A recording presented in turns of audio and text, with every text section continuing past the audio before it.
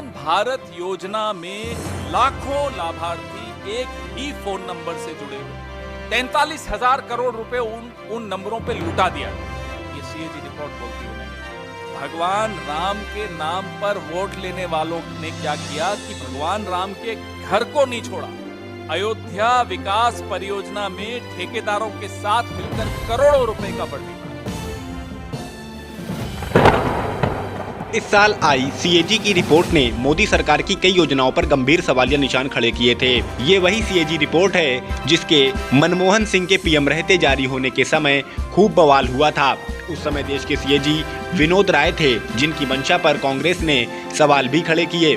और अब जब इस साल ये रिपोर्ट आई तब कोई हल्ला नहीं, कोई बवाल नहीं मचा, जबकि इस रिपोर्ट में मोदी सरकार की कई योजनाओं में हेरफेर के खुलासे किए गए हैं। इसी को लेकर आज कांग्रेस मोदी सरकार पर हमलावर हुई।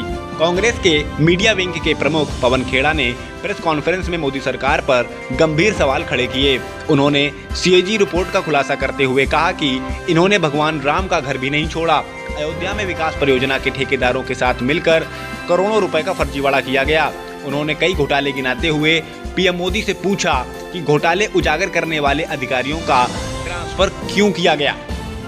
सीएजी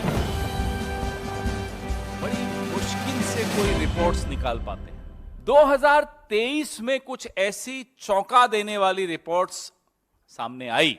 भारतमाला प्रोजेक्ट, आयुष्मान योजना का जो प्रोजेक्ट था, उनके घपले सामने आए।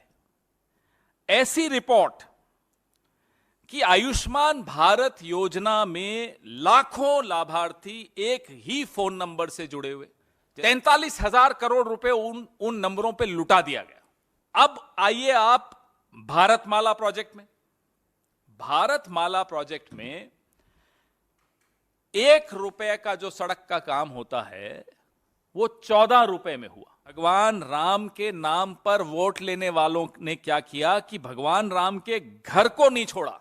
अयोध्या विकास परियोजना में ठेकेदारों के साथ मिलकर करोड़ों रुपए का फर्जीवाड़ा कर दिया। अब क्या किया सीएजी के साथ, मैं वो आपको बताता हूं।